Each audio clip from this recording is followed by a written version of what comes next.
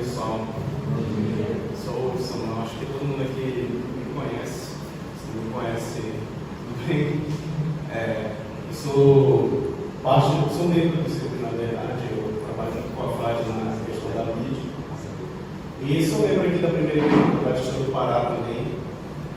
Quer dizer, só algumas coisas aqui, mas acho que não veio tempo a interessar agora. Como o Alden disse, a gente vai estar trabalhando a política cristã na perspectiva de Abraham Kuyper, que se seguiu bem aqui. Ele foi, como ele disse, primeiro-ministro holandês, mas ele não foi só isso. Ele foi um pastor antes, ele foi jornalista, ele foi professor, ele foi uma penca de coisa. A vida dele se resume, pelos inimigos dele, eles dizem que ele era um homem de 10 cabeças e de 100 mãos, porque ele conseguia pensar muitas coisas diferentes e trabalhar muitas coisas diferentes ao mesmo tempo também. Então, antes de começar, eu gostaria de estar lendo um texto bíblico aqui que resume bem o que a gente vai tratar hoje. É o Salmo 2, quem tiver Bíblia pode abrir aí.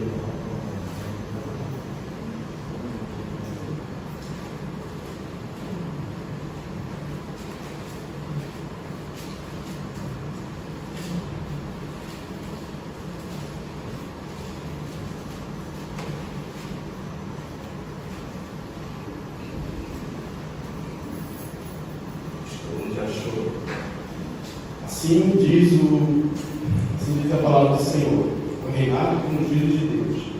Por que se enfurecem as nações e os povos imaginam coisas vãs? Os reis da terra se levantam e as autoridades conspiram contra o Senhor e contra o seu ungido, dizendo: vamos romper os seus laços e sacudir de nós as suas algemas. Aquele que habita nos céus dá risada, e o Senhor zomba deles. Na tua ira, o seu tempo lhes falará, e no seu furor os deixará apavorados, dizendo: eu construí o meu rei sobre o meu santo monte Sião. O rei diz: proclamarei o decreto do Senhor. Ele me disse: você é meu filho, hoje eu gerei você. Peça e lhe darei as nações por herança e as extremidades da terra por sua possessão. Com uma vara de ferro você as quebrará e as despedaçará como um vaso de oleiro. Agora, pois, ó reis, sejam prudentes, deixem-se advertir, juízes da terra. Sirvam o Senhor com tremor e alegrem-se nele com tremor. Beijem o filho para que ele não se irrite e não pereça no caminho, porque em breve se acenderá a sua ira. Bem-aventurados todos aqueles que nele se refugiam. Amém. Esse texto aqui ele pode resumir muito bem a vida política cristã de Abraham Kuyper, porque a principal pauta, se você pode resumir a vida cristã de Kuyper, a vida pastoral, a vida política, todas as vidas, a vida como professor, pode ser resumida nesse salmo. Que Deus ele reina sobre todas as nações, sobre todas as áreas da nossa vida. E não podemos deixar de lembrar disso. Ok. Aqui a gente tem um índicezinho. Vou falar primeiro, vou fazer uma breve introdução, uma pequena motivação. Depois eu vou falar um pouco sobre a vida dele, para a gente saber de quem está se falando. Os princípios políticos, a vida política. Vai falar também um pouco sobre o problema da pobreza e a conclusão. Como eu falei na última palestra, a gente não vai estar se esmerando aqui no caso da política atualmente, né? O candidato A, o candidato B, qual é o melhor, o que está acontecendo na Ucrânia hoje, o que tu acha do STF? Não, a gente vai trabalhar os fundamentos bíblicos para uma boa política cristã. E, claro, para uma boa política brasileira, mas não é o caso agora. Uma breve introdução. Quem é esse homem? Desde a criação, Deus já diz: não é bom que o homem esteja só. Em Gênesis 2:18. Mas, apesar desse texto ele se referir, no caso, ao matrimônio, a gente sabe também que o ser humano ele não foi feito para viver sozinho, seja homem ou mulher. Ele não foi feito para viver isolado de outros seres humanos. E isso a gente percebe com muita facilidade. O ser humano já fez experimentos com outros seres humanos, já botou ele isolado. e ele percebeu que sem contato com outros homens ele enlouquece. Deus ele fez com que o ser humano ele sempre procurasse viver em comunidade. A igreja, o próprio Deus, ele quer que nós vivamos em comunidade, um povo, que é a própria igreja. E como é que os homens vão viver juntos? Nós sabemos também que o ser humano não é um bom ser humano. Ele não é o que ele deveria ser. O ser humano foi criado bom, mas por outro lado, a gente consegue ler pela narrativa bíblica que em algum momento houve uma quebra dessa bondade. O ser humano deixou de ser inteiramente bom. Na verdade, a Bíblia descreve ele como completamente mau, completamente depravado. E por conta disso, o convívio se faz muito mais difícil. A gente percebe isso quando a gente tem um vizinho que não colabora muito, quando a gente vê aquele político que rouba a gente o tempo todo. A gente percebe isso quando, não sei, quando a gente sai aqui para andar de carro, uns 5 minutos e já tem um cara que te bota. Enfim, viver em sociedade não é fácil. A gente percebe isso, porque o coração dos homens é inclinado para a maldade. O ser humano ele não nasce bom. E a gente já começa com esse princípio. E como é que a gente vai trabalhar com essas pessoas? Como é que a gente vai trabalhar com um bando de homem mau? Aí que nasce a política. A política ela pode ser descrita como a arte do governo. Governar é levar, guiar as pessoas, né, de um ponto ao outro. Administrar as situações. E a política também pode ser resumida nesses 3 pontos aqui. Resolução de conflitos. A gente vê que conflitos ocorrem o tempo todo. Isso desde o início da humanidade. A gente percebe na narrativa bíblica o conflito já começa, por exemplo, em Caim e Abel. Já começa do mais forte para o mais fraco. Antigamente o mais forte prevalecia sobre o mais fraco, mas conforme o tempo foi passando, os mais fortes perceberam que não era fácil reinar, só se impondo através da força, porque simplesmente é cansativo demais ter que se impor e sempre aparece alguém mais forte. Então o Estado ele vem para resolver esses conflitos de forma pacífica, para que os seres humanos não precisem se destruir o tempo todo.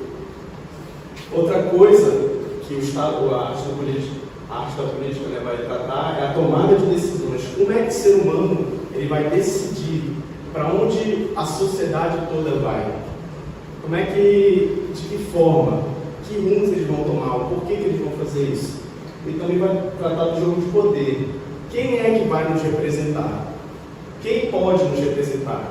Será que uma pessoa que talvez foi presa por corrupção, ela pode voltar a ser político? Será que é válido uma pessoa que tem um histórico criminal? Será que uma pessoa que é menor de idade, ela é válida para governar? Então tudo isso aqui a política vai tratar.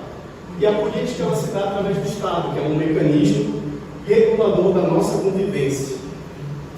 O Estado pode ser descrito dessa forma aqui, em termos muito simples, como um povo, é uma soma.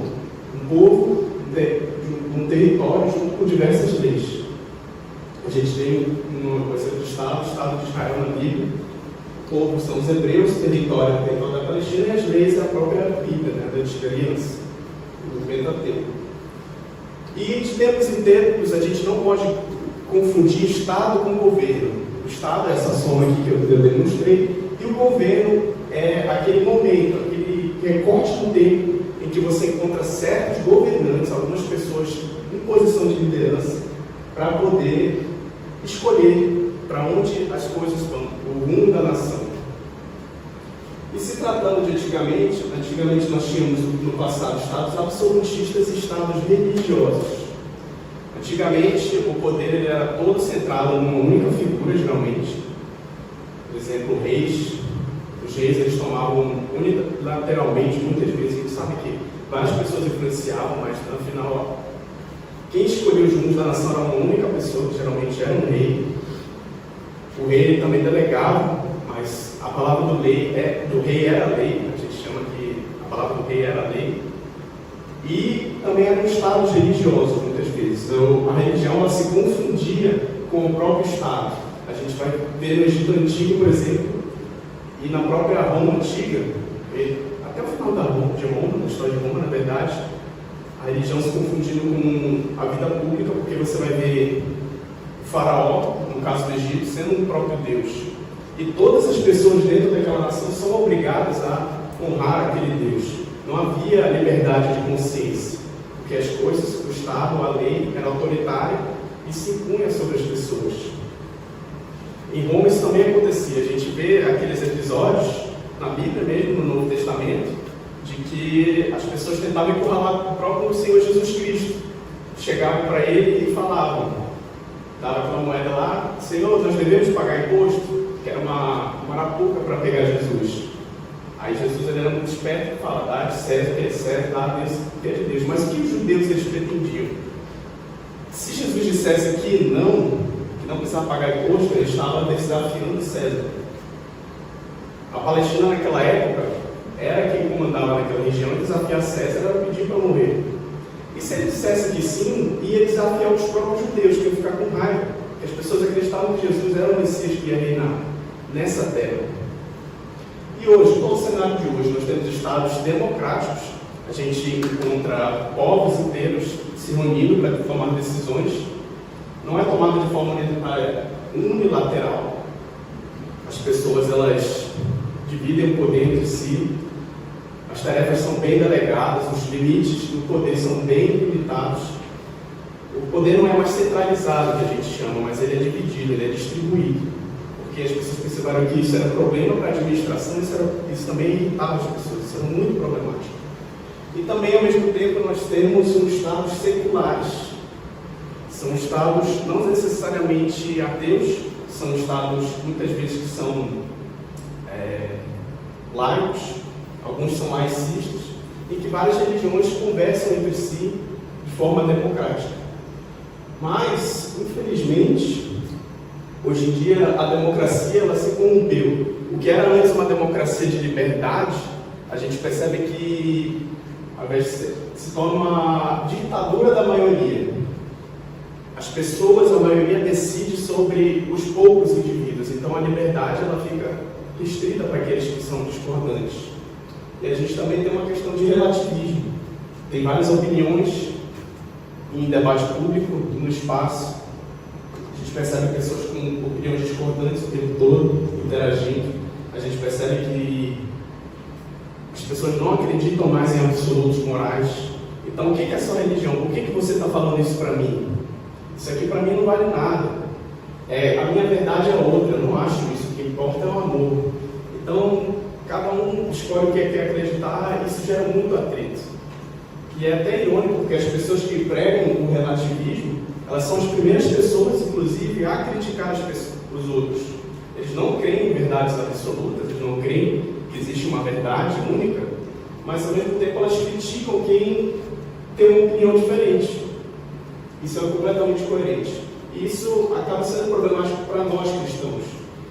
Por quê? Por que é problemático? Porque nós cristãos devemos, isso aqui é mandatório, devemos crer que só existe um único caminho, uma única verdade, uma única vida. Gente, uma comunidade, uma sociedade que todo mundo crê em uma coisa diferente, todo mundo crê que existem várias verdades, que todos os caminhos levam a Deus, isso é extremamente problemático, isso ofende. O Evangelho, ele ofende, ele é extremamente ofensivo. Ele trabalha no orgulho humano. Ele põe o dedo na ferida e diz, você não é suficiente. Você vai para o inferno se não crer em Jesus. Isso as pessoas simplesmente não aguentam ouvir. E como é que o cristão ele vai se defender de tudo isso? Porque a gente vê que o cerco fecha para a gente. A gente se vê desafiado o tempo todo. Como é que a gente vai lidar no campo político com isso? A gente se vê acuado ali, a gente sente medo, a gente muitas vezes acha que simplesmente a nossa opinião não vale. A gente fala, eu acho isso porque a Bíblia diz isso. Aí, eu acredito numa religião, o que isso vale? Mas a gente vai ver na frente que isso não é, na verdade, um demérito. E uma motivação. Eu vou ter esse meme aqui, não sei quantas pessoas viram, com isso afeta o Grêmio, né? Para as pessoas que ficam completamente, nossa, não estou nem aí para nada, política que se diz, eu não ligo para isso, só quero saber como está meu time, e é isso aí. Cara, a política é a tomada de decisões, é como o teu país vai, se teu país vai bom ou mal, o Grêmio não vai bem, cara. Então, vale a pena a gente prestar atenção. E como eu falei, a gente vai trabalhar princípios. Os princípios, eles são uma chave para uma boa política. Toda ideologia política, se a gente tratar a ideologia como uma cosmovisão, não como Marx tratava, que era uma espécie de alienação, toda uma cosmovisão, ela é feita de princípios. Os princípios são bases que você usa para construir conclusões. São axiomas que a gente usa. Aqui eu vou ter uma frase do Caio. Tão verdadeiramente quanto cada planta tem uma raiz, do mesmo modo o princípio verdadeiramente esconde-se sobre cada manifestação da vida. Estes princípios estão interligados e têm sua raiz comum no princípio fundamental, e a partir desse último é desenvolvido lógica e sistematicamente todo o conjunto de conceitos governantes e concepções que irão compor a nossa cosmovisão. Tá, não entendi nada. O que isso quer dizer? Significa basicamente que no seu coração você tem diversos princípios. No fundo do seu coração você crê em várias coisas e essas coisas vão fazer com que você creia em outras coisas. Se eu creio que, não sei, dar a seta é ruim, dar a seta no trânsito é um problema, eu vou ficar, por consequência, com raiva de pessoas que dão a seta. É uma consequência da minha crença. E a gente vê que tem muita gente que aparentemente crê nisso.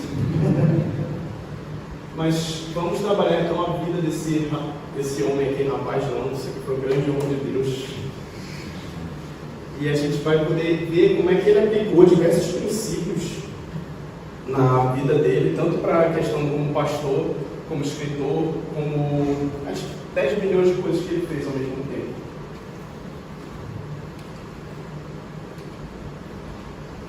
Bom, quem é esse homem, né? Os inimigos dele, os adversários, chamavam ele de um homem de 10 cabeças, de 100 braços, porque ele pensava muita coisa, ele sabia de muita coisa. Se tu chegasse para ele e quisesse conversar sobre educação, o cara conseguia. Se quer falar de direito, o cara conseguia. Quer falar de tecnologia, o cara conseguia. Quer falar de educação, o cara conseguia. O cara conseguia conversar qualquer coisa que ele imaginasse. Você estava para falar na mesa com ele, tu fala, não, eu acho que ele nunca leu aquele livro. Ele conseguia. Era um homem que ele se esmerava muito nos estudos. E ao mesmo tempo ele tinha 100 irmãos. Por quê? Porque o cara parecia que não parava, parecia que ele não dormia. Ele escrevia em 2 jornais ao mesmo tempo. Um era semanal e um era diário. Então você imagina, o cara já era pastor. Tinha que preparar o sermão dele. Ele tinha uma esposa, tinha filhos. Ele tinha que escrever para o jornal todo dia. Depois ele se tornou professor. Então, cara, se eu já tenho dificuldade de estudar para a faculdade, preparar essa palestra, eu quero aprender com esse cara aqui. E a gente vai ver como é que ele levou a vida dele adiante, quais são os principais princípios cristãos que ele levou para a vida dele. Quem é esse homem? A gente falou, 10 cabeças sem braços. E é uma das contribuições para ele, a natureza do cristianismo como um sistema total de vida. Isso aqui é a coisa mais importante. Para Kuyper, não existe uma única área da nossa vida que ela não deva ser remida por Cristo. Desde os seus estudos, até o seu trabalho, até a sua convivência com o vizinho, até o fato de você tratar a natureza, não jogar lixo na rua. O que você imaginar, você fazendo comida na sua casa, Kuyper vai dizer que você tem que ser cristão nisso também. É como o apóstolo Paulo vai dizer também, né? Quer comais, quer bebais, quer fazer qualquer coisa, fazer para a glória de Deus. E ele pegou esse princípio e levou muito a sério.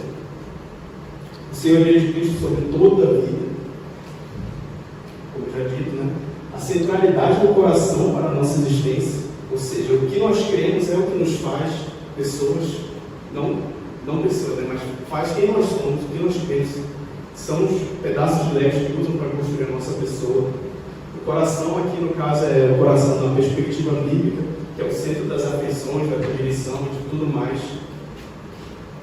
O conceito de esfera de soberania, que é muito importante para a gente entender a política de Abraham Kuyper, que ele vai dizer que existem algumas coisas que não devem interferir em outras, a gente vai ver com mais calma. A noção de que fé e ciência são inseparáveis. Isso aqui é muito importante, a gente frisa muito. Kuyper, ele não era ingênuo. Ele sabia que duas pessoas diferentes, com os mesmos dados, se você fizesse uma pesquisa e chegasse com os mesmos dados, duas pessoas iam chegar em conclusões completamente diferentes, baseadas no que elas criam. Ou seja, isso aqui é que traz o coração para a existência. A ciência ela não é feita de forma neutra. E por isso, inclusive, ele vai construir uma universidade cristã para pesquisar usando preceitos cristãos. Não é uma universidade criacionista? Não necessariamente. Mas ele crê que tudo que a gente faz, os princípios vão também rumar na nossa vida.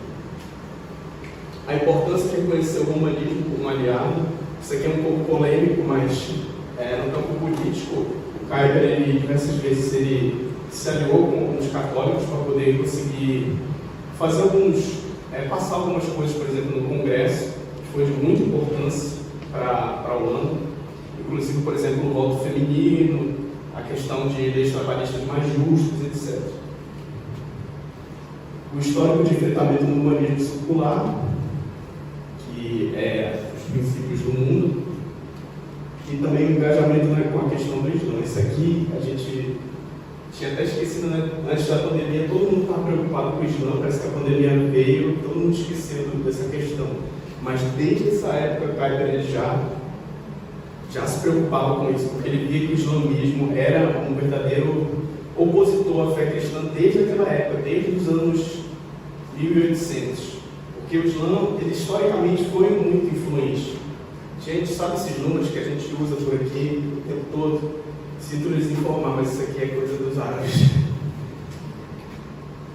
Eles são muito influentes, a gente não percebe.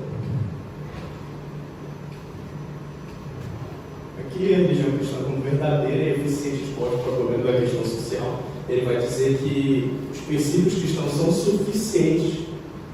A gente não precisa de nada mais do que a Bíblia para poder responder todas as questões da vida. Claro que não de maneira exaustiva, mas os princípios bíblicos são chave hermenêutica para a gente resolver qualquer problema, porque Deus ele institui a lei da existência e através dessas leis é que vão se resolver os problemas. E quando a gente foge da lei de Deus, a gente encontra problemas. Ele também vai fazer uma contraposição entre a felicidade terrena e a vida eterna. As pessoas do mundo vão construir toda a cosmovisão delas baseada nisso aqui na felicidade terrena, e nós cristãos temos que construir aqui na vida eterna. E duas linhas de pensamento surgiram na época, que era o individualismo liberal e o coletivismo socialista. Os dois ele vai se opor. Bom, antes de começar a falar da vida dele, se alguém gostaria de falar alguma coisa, fazer alguma pergunta? Não? Ok, então vamos seguir. Esse aqui é o jovem rapaz.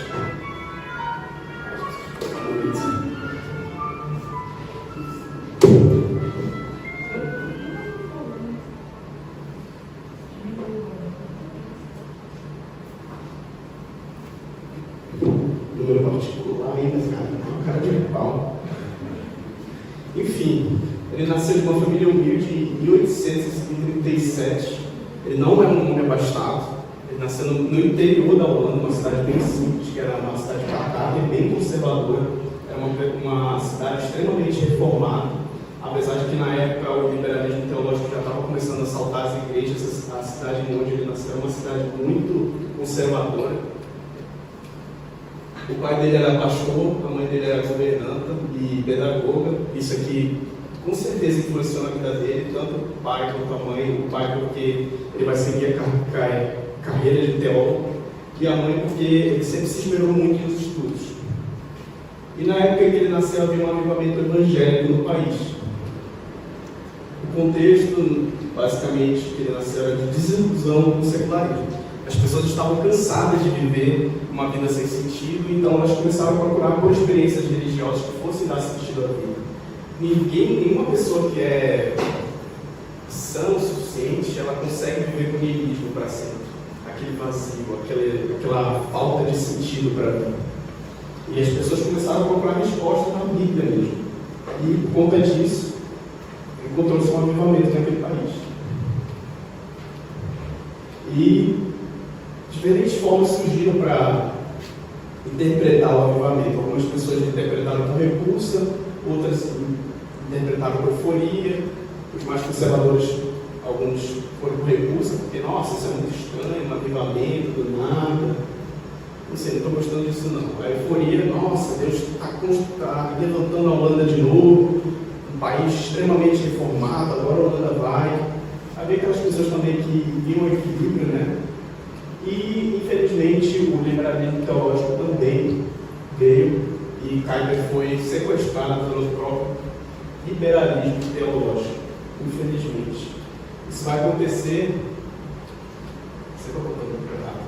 Isso vai acontecer quando a família dele vai se mudar, quando ele faz mais ou menos 15 anos para uma cidade universitária. O pai dele é chamado para pastorear numa cidade universitária chamada Leiden. Lá ele vai começar a estudar pra caramba. E ele vai seguir a carreira do pai, como eu disse, que era de pastor. Esse aqui é o temido Kuyper liberal, um homem extremamente problemático, extremamente dedicado também, orgulhoso. E ele vai estudar, infelizmente, no seminário liberal. Ele vai estudar letras, e também pode-se dizer que literatura, né? E ele vai fazer esse seminário ao mesmo tempo. Igual esse rapaz aqui, pronto. Cuidado, gente. O cara fez letra, né?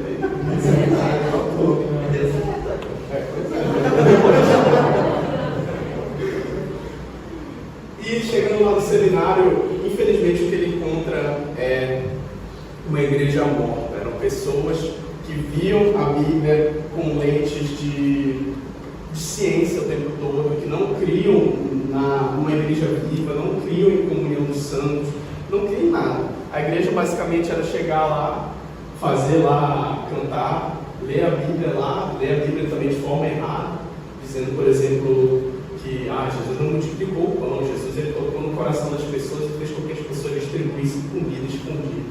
Era esse tipo de coisa que os liberais acreditam até hoje.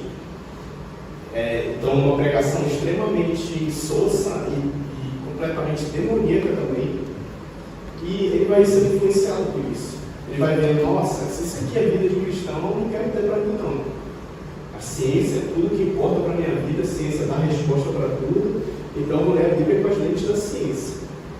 E ele se forma, ele também continua, faz uma graduação e um doutorado. E ele é um homem extremamente descontente e ambicioso. Um homem orgulhoso, isso vai levar a vários problemas na vida dele. E como é que começa a conversão? Que esqueci de explicar. A conversão desse jovem rapaz. Houve 3 momentos chaves que aconteceram na vida dele. O primeiro foi um concurso sobre João de Lasco, que é um reformador polonês, João Calvino, que é um reformador que todo mundo conhece, né? Francês. Ele não é suíço, ele é francês. E o que ele precisava fazer? Ele precisava estudar sobre eclesiologia, ou seja, sobre a vida da igreja. Olha que coincidência. Aquilo que ele mais odiava, ele precisava estudar para participar de um concurso. E durante a pesquisa dele, ele viu a mão de Deus agir para que ele vencesse aquele concurso. Como? Ele não encontrava de jeito nenhum material sobre João de Lasco. Alguém aqui já ouviu falar de João de Lasco? Ninguém, né? Pois é. É um reformador polonês que as pessoas não conhecem. E ele sentia muita dificuldade para escrever sobre esse rapaz. E do nada, assim, ele conversando com várias pessoas, ele vê a providência divina, ele encontra um pastor no interior, uma biblioteca secreta praticamente, cheio de livros só sobre João de Lasco. E ele fica impressionado com aquilo. Ele pensa, nossa, isso não é coisa de homens. Isso aqui é realmente a providência divina trabalhando na minha vida. E ele começa a ler sobre uma eclesiologia saudável com João de Lasco, Calvino. Ele vê, cara, isso aqui é completamente diferente do que eu vejo lá no seminário. Isso aqui que é uma igreja que eu quero ter. E desde então vai alimentando a vontade dele de mudar.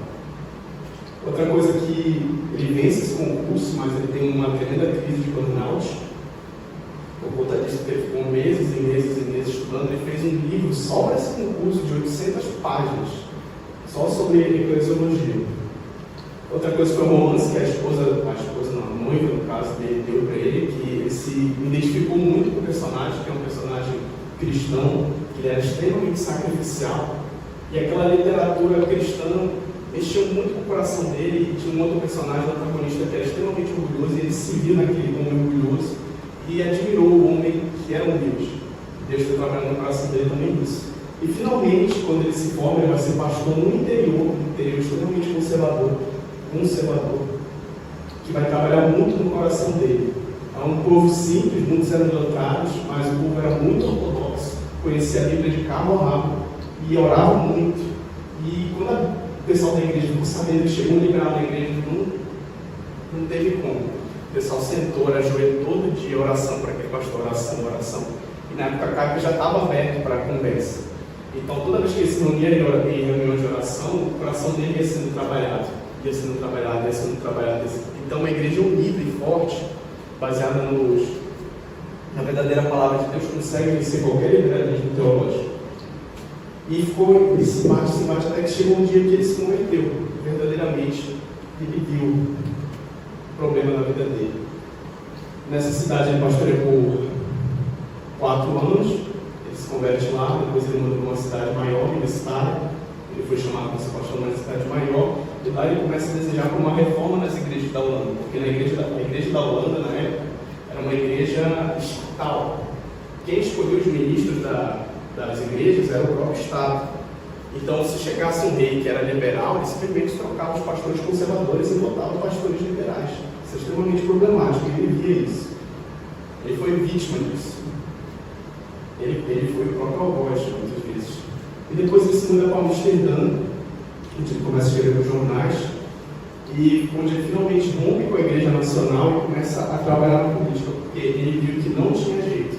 A Igreja Nacional precisava de uma reforma radical nos moldes da reforma de Lutero, precisava romper completamente, porque ele chegou, conversou com as pessoas, ele tentou, ele não quebrar a unidade da igreja, mas o orgulho e a politicagem não deixaram a igreja ser reformada. E como ele também não podia ser pastor, porque pastor é um cargo público e também político ao mesmo tempo, ele teve que deixar de pastorar. Mas ele continuou sendo pregando, sendo ministro em algumas igrejas. Na vida política dele, ele vai se filiar ao movimento anti-revolucionário holandês. Era anti-revolucionário porque era contra a Revolução Francesa. E ele vai ser guiado por esse homem aqui politicamente, que vai dar todos os fundamentos. Ele era um historiador holandês, calvinista, muito ortodoxo, que vai dar todos os fundamentos, todos os rudimentos para a construção da política pública dele. E esse partido, o líder é o William Van Prinster, não sei se eu pronunciei certo, provavelmente não. E eles são adversários do liberalismo e da Revolução Francesa. E era um movimento político com princípios calvinistas. Não era um movimento político com movimentos qualquer. Era um movimento confessional. E quando o Van Prinster morre, Kuyper assume a liderança e as pautas do partido, ele transforma o movimento em um partido. E as principais são a separação entre a igreja e o Estado. Isso aqui, inclusive, o Helder já falou muito para mim. Isso aqui não é necessariamente uma pauta protestante, mas uma pauta batista. Então, uma coisa que Deus deu para a gente, né? Que a gente tem um legado, que inclusive Kuyper era presbiteriano e ele viu o fundamento nisso. A revisão de leis eleitorais e educacionais. Por exemplo, o Kuyper vai lutar pela igualdade. Ele vai dizer que todo cidadão tem direito a votar, inclusive mulheres, inclusive pessoas de baixa renda. Isso era impressionante para a época, ninguém cria nisso na época. Antigamente as pessoas criam só quem tem dinheiro tem que votar, porque é só uma pessoa instruída, mas Kuyper vai crer que todo ser humano é digno de votar também. Ele vai lutar também por justiça social, trabalhista e liberdade e escolas religiosas. A gente vê que é uma mesclagem, sim, usando uma terminologia mais simples, né, que a gente está acostumado. Parece um partido que mistura pautas de esquerda e direita ao mesmo tempo, mas Kuyper ele não vai se limitar à esquerda e direita. Ele vai dizer que isso é se limitar mesmo. As pautas que são bíblicas, elas não ficam num lado ou no outro. Elas ficam na Bíblia. E ele também vai criar a Universidade Bíblica de Amsterdã, que é uma universidade que trabalha ciência e princípios cristãos. Infelizmente, eu dei uma pesquisada com essa igreja hoje. Essa universidade, ironicamente, se tornou uma universidade liberal. Para ver como os tempos mudam. Inclusive, isso é uma desonra, porque foram os próprios fiéis das igrejas que pagaram para ter uma universidade cristã. E aqui no final da vida ele vai romper de novo com a igreja estatal, ele vai fazer vários congressos cristãos, mais tarde tratado do problema da pobreza. Ele vai ser chamado pela rainha Wilhelmina, acho que assim se pronuncia, vai ser primeiro-ministro também, por conta dessas pautas. Depois disso ele vai ser membro do Senado, na época da Primeira Guerra Mundial, e um pouco posterior até morrer em 1920. Esse aqui é um breve resumo da vida dele. Legado. Vamos falar do legado dele. Alguém tem alguma dúvida? Gostaria de fazer algum comentário? Não? Eu vou dar essas pausas assim para poder dar espaço para perguntas assim, entre os tópicos. Legado. De certa forma, ele introduziu uma terceira via que, ao mesmo tempo, era um retorno à fé cristã reformada e uma proposta viável de teologia pública, e não apenas eclesiástica, tornando o fundador de um movimento neocalvinista. Não seria muito dizer que ele foi um reformador pós-comunista do cristianismo, renovando o protestantismo para se engajar com a modernidade. E nessa questão ele atuou cirurgicamente para atingir a questão social. A essência da política cristã, fazendo um pequeno resumo sobre esse aqui é de Guilherme de Carvalho, a essência da política cristã é o cuidado. Jardinar o mundo foi a tarefa de Adão. A política cristã diz respeito ao cuidado, à solução de problemas, à cura de feridas, ao cultivo dos bens humanos e todas as coisas boas e lindas que Deus pôs na criação. E lutaremos, sim, quando algo estiver sendo destruído, mas saberemos cuidar. No legado dele, construiu 200 obras, a maioria delas não foi nem traduzida para o inglês, tanto que ele escreveu. E ele vai trazer conceitos importantes como cosmovisão, soberania das esferas e vários outros. Tá, agora, se você tiver que se atentar a uma parte da palestra, se atente a essa. Que essa aqui é a base de toda a teologia dele, não só da teologia pública, mas da teologia pastoral dele também, da teologia sistemática, de como ele vai tratar ciência, arte, várias outras coisas. Porque tratando-se de cosmovisão. Gente, o que é cosmovisão? A gente já está cansado aqui de ver no segundo o que é cosmovisão, mas já resumindo novamente, cosmovisão é como você enxerga o mundo. Diversas pessoas enxergam o mundo de forma diferente. Eu não estou falando de enxergar fisicamente necessariamente, mas quando eu olho para uma cena de uma guerra na Ucrânia, dando um exemplo hoje, eu vejo uma coisa triste. Agora, para uma pessoa que ela tem interesses naquela guerra, ela vai ver a guerra como uma coisa lucrativa. Vocês veem, existem perspectivas diferentes nessa vida. Cada um enxerga as coisas de uma maneira diferente, baseado nos seus princípios, como a gente falou. Por isso que os princípios são tão importantes. Cada um vai gostar ou não de uma coisa baseada no que ama, no que acredita ser melhor. E a cosmovisão é um conjunto de vários princípios que a gente tem que vão reger como a gente enxerga e age com a vida. E Kuyper vai dizer que a cosmovisão cristã, que é a mais superior de todas, é até um pouco polêmico, que ele vai dizer, é o calvinismo. Mas por que ele diz que é o calvinismo? Porque ele é um presbiteriano arrogante? Não. É porque ele vai dizer que a reforma começou em Lutero, mas Lutero, muitas vezes, ele só se ateu a questões doutrinárias, questões de fé.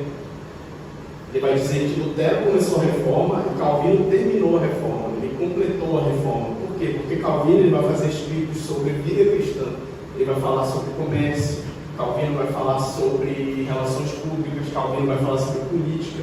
Então, tudo o que circunda a nossa vida, todo o resto, toda a cosmovisão holística, é Calvino que vai trabalhar de forma mais ferrenha nisso. Calvino ele não via só a religião cristã como uma religião, mas todo o sistema de vida, como a gente vai pautar toda a nossa existência. Calvino vai trabalhar muito nisso. E ele também vai dizer que não é o calvinismo só no sentido confessional da coisa. Porque as pessoas, quando pensam em calvinismo, o que elas pensam automaticamente? 5 pontos. Mas não é isso que ele está falando. Quem aqui é calvinista de verdade sabe que os 5 pontos não são a principal coisa do calvinismo. O principal pé do calvinismo é a doutrina da soberania divina sobre toda a vida, que Deus é soberano sobre todas as coisas, sobre a história, sobre a minha vida, sobre a tua vida, sobre a igreja, sobre a política, sobre tudo. Deus, ele requer tudo de nós, e Deus, ele nada foge do controle dele. É isso aqui que ele vai construir toda a cosmovisão dele. E ele vai dizer também que calvinismo pode-se dizer que é um calvinismo científico, no sentido de que não é necessariamente de 5 pontos, mas é tudo que se desenvolveu com o calvinismo. Querendo ou não, se você gosta do calvinismo ou não, a maioria das coisas que a gente tem na nossa fé protestante que produziu foi Calvino. As questões de como a gente lida com as coisas, como a gente chega, a própria questão da cosmovisão, como a gente deve viver a nossa vida, foi Calvino que escreveu isso e passou adiante. Só mais para frente que vai ter a cisão, por exemplo, em questões doutrinárias, que a gente vai encontrar o arminianismo com os remonstrantes, depois vai ver os cânones dogmas, mas quem vai trazer o nosso cristianismo que a gente vive é esse cara aqui, querendo ou não. E a gente pode resumir nessa frase aqui do Kuyper: não há uma só polegada quadrada no domínio total da nossa existência humana, sobre o qual Cristo, que é soberano sobre todas as coisas, não grite, é meu. Cristo, ele não, como eu já disse, e vou repetir, Cristo, ele não quer só a nossa fé. Cristo, ele quer toda a nossa vida. Isso inclui a política. Existem muitos cristãos que ficam ofendidos quando a gente diz: a gente tem que levar a política cristã. Mas isso vai ofender o pessoal. Não. Jesus, ele requer toda a nossa vida, até a nossa política. E a gente precisa ser cristãos também na política.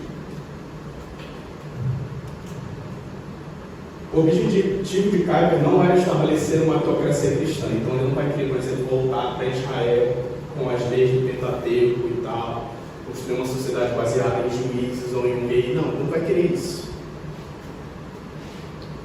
Mas sim promover uma sociedade democrática e plural, na qual distintivas visões de mundo podem desenvolver-se. O cristianismo, uma entre tais visões de mundo, visa participar e influenciar a esfera pública, assim como as outras que também desejam o mesmo, em um debate sadio e harmônico, e não dominar a cultura e as demais esferas sociais. A gente vai ver que Kuyper não deseja impor o cristianismo, mas ele quer ganhar os corações das pessoas, porque não adianta a gente impor a nossa religião sobre os outros. O coração do homem vai continuar mal. Isso vai ser muito problemático. E com isso, o que a gente vai ter? Uma coisa que aconteceu, por exemplo, quando o cristianismo se tornou a religião oficial do Império Romano, foi o fato de que várias pessoas começaram a ver o cristianismo como um trampolim para se promover. Isso foi extremamente problemático. Começaram a entrar vários bispos que tinham interesses econômicos na igreja. Até hoje a gente vê isso. Diversas pessoas entram na igreja com interesses escusos. A gente vai ter uma massa de fiéis que não são convertidos, igual na antiga aliança. Então é extremamente problemático a gente impor a nossa fé à força. A gente precisa ganhar o coração das pessoas. O calvinismo, ou o protestantismo, como preferir chamar, é uma cosmovisão abrangente e holística, ou seja, completa, para uma vida toda, capaz de se opor ao modernismo fomentado pela Revolução Francesa, pelo evolucionismo darwinista e pelo panteísmo alemão. Falando um pouco sobre as cosmovisões, Kuyper vai identificar algumas que são as mais veementes na sociedade na época, e a principal era o modernismo, que ele chamava que era o fruto da Revolução Francesa, que era um espírito que rejeita divino e ameaça o cristianismo. E ele vai chamar a apologética, que é a defesa da fé, vai dizer que nós temos o dever de proteger, de defender aquilo que acreditamos.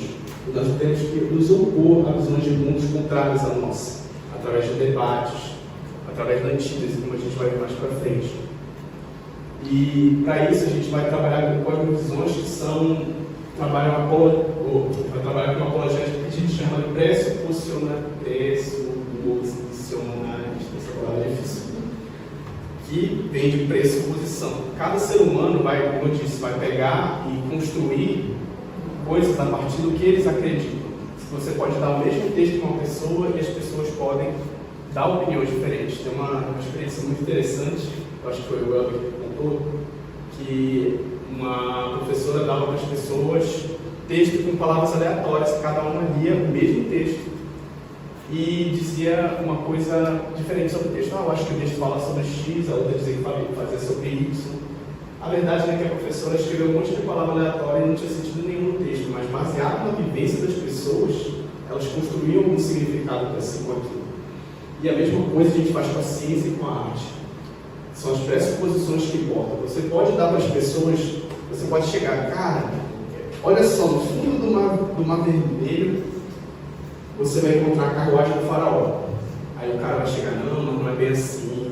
Pode ter chegado um alien, ter botado lá, não sei o quê. Vai chegar, eu encontrei a arca de Noé, não sei aonde. Vai dizer, foram os Illuminati, não sei o que botaram lá para enganar a gente. Toda vez que tu chegar com alguma coisa, o outro que não crê, por conta das pressuposições dele, vai arrumar uma desculpa. Para a pessoa que está conspirando, sempre há uma desculpa. Você pode mostrar uma coisa para ela, provar por A mais B, mas ela não vai aceitar, porque por conta das pressuposições dela. E a gente vai chamar a política de Kuyper de neocalvinismo, que não tem muita originalidade. Ele só vai pegar o calvinismo e dar uma nova aplicação. Ele não vai reexplicar o que Calvino disse. Ele vai só aplicar para os dias modernos da época dele. E ele vai dizer que o protestantismo, o calvinismo volta ao protestantismo, porque o protestantismo que a gente vive é um fruto do Calvino, é a solução mais adequada contra o modernismo. E para uma cosmovisão, existem 3 pilares que são importantes para poder dizer como uma pessoa vai viver, que é o nosso relacionamento com Deus, nosso relacionamento com o próximo e nosso relacionamento com o mundo. Alguma dúvida? Não? Sim, então. Deus, o mandado espiritual. Como cada visão de mundo costuma enxergar Deus?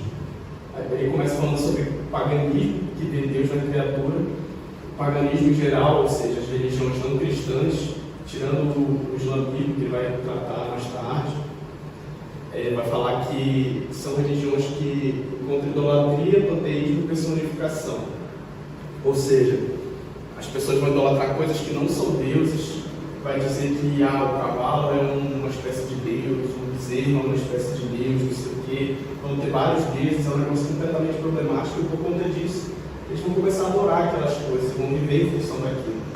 Vai ter Mamon, por exemplo, que é a personificação do dinheiro. As pessoas vão idolatrar Mamon e vão viver em função daquilo. Vai ter o panteísmo, que é dizer que Deus está em todo lugar. E a personificação quer dizer que Deus ele incorpora nas coisas. O islamismo separa Deus da criatura, vai dizer que Deus é inalcançável, porque na história do islamismo a gente vai ver que o islamismo é uma religião meio que reacionária, no sentido de que ela reage ao próprio paganismo. As pessoas chegaram, os profetas chegaram lá no islamismo, não sei exatamente qual, talvez seja Maomé, e disse: estava rolando muita idolatria entre os povos árabes e eu preciso mudar isso. E o que ele fez? Ele encontrou uma visão equilibrada? Não, ele foi lá para o outro extremo. Ele disse: não, a gente não pode dar moral para nada aqui, tudo aqui nessa vida é útil, não presta. Deus era uma pessoa completamente inalcançável, uma pessoa extremamente irada, está o tempo todo irado, ele requer de nós, bota em nossa costa um fardo imenso. Isso aqui a gente sabe que vai varar toda a nossa concepção de mundo. A gente vê que as pessoas do islamismo vivem uma vida muito regrada. O catolicismo, Deus é acessível, mas infelizmente ele coloca a igreja, a instituição igreja romana, entre Deus e o homem. Isso aqui vai fazer com que a igreja não tenha papel central, a instituição igreja tenha papel central o tempo todo na vida do homem, e o homem encontra dificuldade de se conectar com Deus. Então, até aquele filme Silêncio, que a gente percebe que eles mandam os missionários católicos para o Japão, e os japoneses simplesmente não conseguiram se conectar com Deus porque não tinham sacerdote para fazer isso com eles. Mas o cristianismo ortodoxo, cristão, vai dizer que vai conectar Deus diretamente com a criatura. A Bíblia vai dizer que o nosso sumo sacerdote é Cristo. A gente não precisa que outra pessoa venha e interceda por nós. Nós podemos orar diretamente a Cristo. Nós podemos ler a Escritura por nós mesmos e entender o que ela quer dizer. Não tem essa necessidade Claro que a gente precisa se esmerar para entender o que a Bíblia realmente quer dizer, mas não tem essa necessidade de nós sermos conectados por alguém. E o modernismo, que é o que a gente vive hoje, né? Na época, vai negar Deus, a criatura, vai dizer que Deus não existe. Kuyper não dá nem o trabalho de tratar isso aqui, porque vai dizer simplesmente não existe. A gente não tem por que prestar contas, viva do jeito que você quiser. Agora, o mandato social que a gente chama, trabalha com o próximo. Como é que o paganismo vai ver o próximo? Vai acentuar diferenças, porque vai enxergar a divindade das criaturas e castas sociais. Isso aqui vai criar castas e injustiças. Como é que isso aqui vai criar justiça? Se eu vejo que tem uma espécie de Deus, um homem, eu vou fazer com que aquele homem seja reverenciado. Você não pode atacar César, porque César, ele é um Deus. Você está ultrajando um Deus. Isso aqui também vai ter muito problema, porque vai engessar até a própria ciência, vai engessar as relações sociais, isso é muito problemático. Aí isso aqui vai justificar, inclusive, a escravidão. Vai dizer, como fulano é de uma raça inferior, eu posso escravizar ele, não tem problema com o seu superior. Vai dizer que certos seres humanos eles são um lixo, porque são classes inferiores. E isso aqui é a consequência de dizer que existe Deus nas criaturas, diretamente, né? O islamismo e o catolicismo acentuam a diferença entre o sexo e o descrente do islamismo, ou seja, as mulheres elas são oprimidas e os descrentes são tratados como lixo. E a gente vai encontrar também na Igreja Católica uma hierarquia engessada entre homens. O modernismo procura eliminar as diferenças, mas não existe nenhuma espécie de diferença entre ninguém, nem entre homem e mulher, nem entre etnias, nem entre dons, não existe nenhuma diferença. Isso aqui a gente sabe que não é verdade. Homens e mulheres têm diferença sim. Algumas pessoas também, por conta da sua constituição genética, obviamente têm diferenças. A gente não pode pôr um homem para competir com uma mulher numa corrida, por exemplo, porque a gente sabe que vai ter uma diferença muito grande. E o modernismo vai dizer, isso aqui vai gerar muitos problemas, vai ter relativização também. Vai dizer que, como ninguém é superior a ninguém, o que importa é fazer a minha vontade, independente se eu não preciso passar sobre a cabeça de ninguém, de alguém ou não preciso. Isso aqui vai gerar problemas na sociedade, vai gerar um darwinismo social, vai trabalhar a seleção natural das pessoas. Então, volta aquela ideia do que o mais forte sempre prevalece, mais adaptado. Por quê? Porque simplesmente eu não tenho que prestar contas com ninguém, porque eu vou morrer. Quando eu morrer, vou viver do jeito que eu quero, os seres humanos são todos iguais, e ok. E a gente vai ter vários problemas nos seres humanos. O cristianismo vai dizer outra coisa, a vida é diante de Deus, é corandel. Deus ele distribui sim dons e diferenças para a edificação do corpo da sociedade. Então, homens e mulheres têm diferenças, pessoas têm diferença entre dons. E, o mais importante, somos, apesar do pecado, todos imagens e semelhança de Deus. Isso aqui vai dizer, por exemplo, que nós devemos ser uma sociedade democrática, que ninguém é superior a ninguém, ninguém tem o direito de ordenar o outro, a não ser que Deus dê. E vai dizer que todos têm direitos iguais também, porque somos todos iguais. E, além disso, devemos amar o próximo ao inimigo. Isso aqui vai trazer liberdade e justiça, que a gente vê muito no Evangelho. Pessoal, a gente vai dar...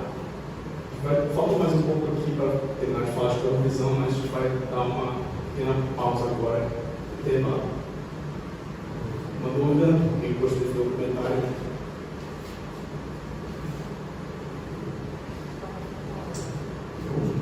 Não?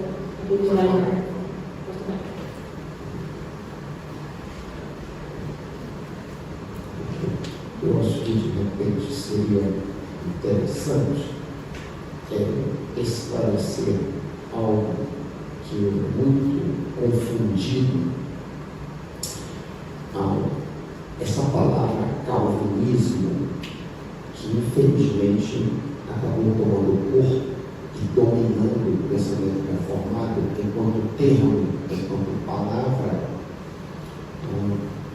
É verdade que, mesmo enquanto Calvino estava vivo, essa palavra, calvinismo, já estava ganhando muita força, porque o pensamento reformado antecede Calvino. Começa aí. Zwingli é um dos pais e antecede Calvino. Mas quando o pensamento reformado começou a ser trabalhado, e Calvino eventualmente entrou em cena, sem dúvida, a maior expressão, sem dúvida, no Malquista, a mente e quem acabou delineando os contornos do pensamento reformado, expandindo. Mas eu sempre acho muito complicado a gente reduzir o pensamento reformado a João Correia, que eu estou mais trabalhando na questão do termo, porque o pensamento reformado é muito acusado por pessoas que não o conhecem profundamente. Então, eu sigo a Bíblia, eu não sigo João Calvino. Eu já ouvi isso N vezes. Eu não sigo ninguém. Eu não sigo Calvino, eu não sigo Lutero, eu não sigo A, B, C. Eu leio a Bíblia, eu sigo a Bíblia. Então, o pensamento reformado, penso eu, fica muito suscetível a essa crítica que eu acabei de fazer. Homens reformados, eu insisto em utilizar o termo original. O termo original é reformado. Quando eu sei que na época de Caio estava completamente dominado, a palavra calvinismo já havia dominado completamente, porque foram aí 250 anos depois, Caio Bragino. Eu não quero dizer que ele está errado, porque dominou o pensamento, mas a título de exemplo, Benjamin Kidd, por exemplo, um dos pais do pensamento batista, um dos que subscreveu a confissão batista mais importante, a confissão elaborada em 1677 e publicada para o mundo em 1689, reformadão até a alma. Eu li o corpo de escritos que ele fez todo, só os hinos, ele escreveu cerca de 700 hinos, mas eu li muitos livros no meu trabalho de PhD, e em um momento, em toda a vasta obra, ele cita a palavra calvinismo. Que coisa interessante. Ele está bem antes de Caio, ele está produzindo em 1670 em diante, de 1670 a 1704, quando ele morre. Então, os pensadores da época, John Owen, por exemplo, John Owen foi considerado o Aristóteles dos puritanos, o mais importante pensador. Ele não se considerava um calvinista, ele se considerava um reformado. Ele diz muito isso, eu sou um reformado. Claro, Calvino era o mais importante, não se disputa isso já, eu já disse várias vezes, mas eu acho que fica muito bom esclarecer isso aqui. Isso não é muito conhecido. Pega um cara como Spurgeon, esse já mais bem à frente. Spurgeon, ao tratar do termo calvinismo, ele diz: não, nós não somos calvinistas, é só o que a Bíblia diz. Calvinismo e Bíblia é a mesma coisa, diz ele. Então eu queria, de repente, enfatizar isso aí, porque isso é pouco conhecido e sujeito ao pensamento reformado a críticas do tipo: Calvino não é o meu Papa, vocês têm Calvino como Papa, como o luteranismo tem Lutero como Papa, e a Igreja Católica tem o Papa corrente como Papa, e eu não sigo nada disso. Eu vejo o pensamento reformado nada mais do que a correta interpretação da Bíblia. Eu vou dizer isso de novo. Eu vejo o pensamento reformado, o calvinismo, se quiser usar o termo. Ok, vamos usar o termo. Eu vejo o calvinismo simplesmente como a interpretação correta das Escrituras. Só isso. Eu não uso esse termo nunca. Vocês nunca me ouviram usar isso de púlpito. Eu sou calvinista, embora seja. Eu não uso porque eu penso que isso tende a distorcer muito do que é a estrutura de pensamento e a interpretação correta das Escrituras. Eu achei que seria interessante enfatizar isso aqui para aqueles que desconhecem o que é o pensamento reformado. O próprio calvinismo, na verdade, o próprio Calvino não gostava do termo calvinismo. porque ele dizia que dava glória para ele queria dar glória a Deus, não a ele. Diferente da igreja luterana, né, que botou o nome de luterana propositalmente. Só para. É porque o Samuel está usando os termos que o próprio Caio usa. Porque o Caio faz uma distinção que o Samuel citou entre calvinismo e reformado. Reformado é como o Caio chama o sistema teológico e soteriológico. Então, para diferenciar termos, né, ele vai dizer, então, reformado é o sistema teológico soteriológico. Enquanto que o calvinismo seria o sistema político ou sistema de cosmovisão reformado. Talvez por uma falta de termo, eu concordo, talvez a gente pudesse ter um outro termo, mas a gente quer diferenciar as duas coisas, né?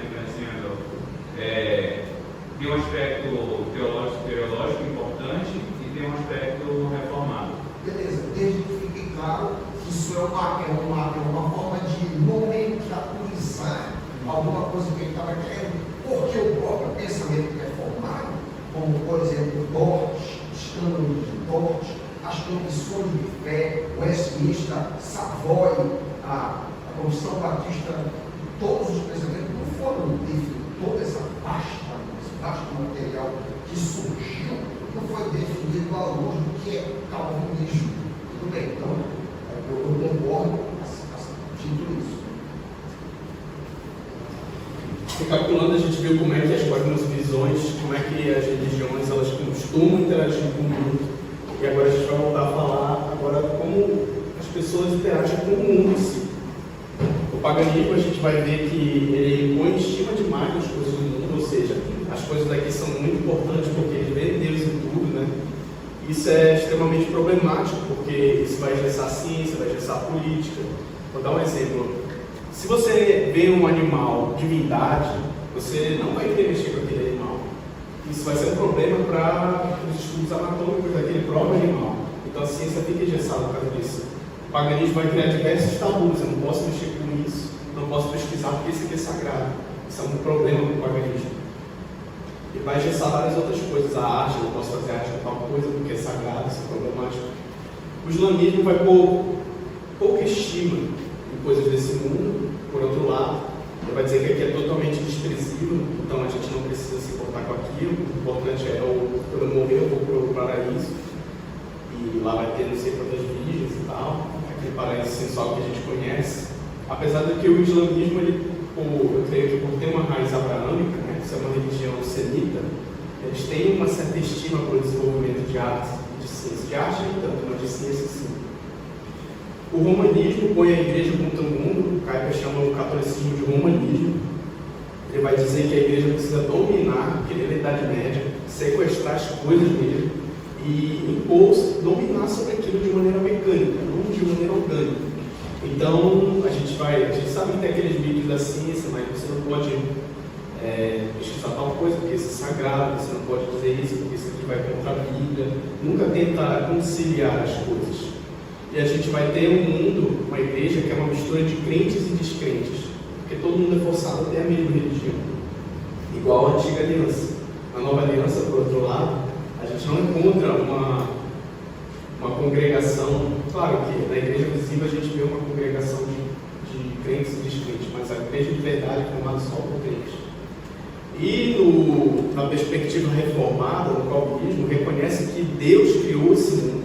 Deus criou as coisas boas e, mais importante, Deus ele quer que a gente explore. Calvino vai dizer que a igreja, o lugar da igreja, essa é a congregação, a instituição igreja, a congregação, o lugar onde os cristãos vão se reunir e vão comungar, vão administrar os sacramentos e nada além disso. Já a igreja, como organismo vivo, como corpo de crentes, ela é um corpo político. Os crentes eles têm que se manifestar e agir na política.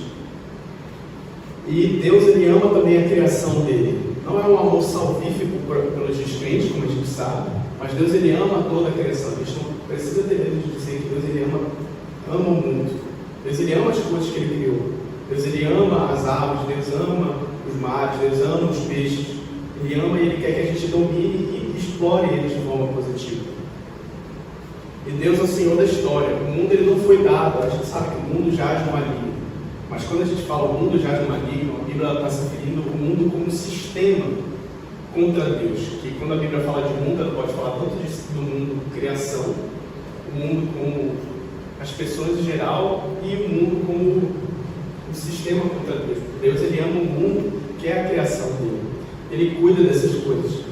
Jesus ele vai dizer que Deus ele manda chuva sobre justos e injustos. Jesus Cristo é a própria pessoa que sustenta toda a criação. Ele é o Logos. Ele é como se fosse uma engrenagem que faz tudo se mover. E o modernismo, que a gente vê aqui, a visão do mundo ateia, busca gratificação aqui, porque não tem outra coisa aqui, então o mais importante é eu me divertir aqui. E a vida não tem sentido e tudo é relativizado. E quais são as principais contribuições de cada? Rapidamente. Graça redentora divina e cósmica implica a renovação de toda a criação, seu propósito original, ou seja, Deus ele vai remir toda a criação, ele não vai remir só nossas almas, mas ele vai transformar novos céus e novas terras, nova terra. Essa terra aqui que a gente vive, ela vai ser retransformada para o seu estado original. Não é como no islamismo que a gente vai para um paraíso, a gente não vai ficar no céu, a gente vai voltar para cá. E Deus vai remir o nosso corpo também, as coisas que são materiais aqui. Isso é muito importante, a gente vai ver o porquê. Deus é soberano e donou o cosmos e a vida por meio de sua lei e palavra, dando a cada coisa uma identidade particular e impedindo a sobreposição de uma esfera sobre outra. A gente chama esse doutrina da soberania das esferas.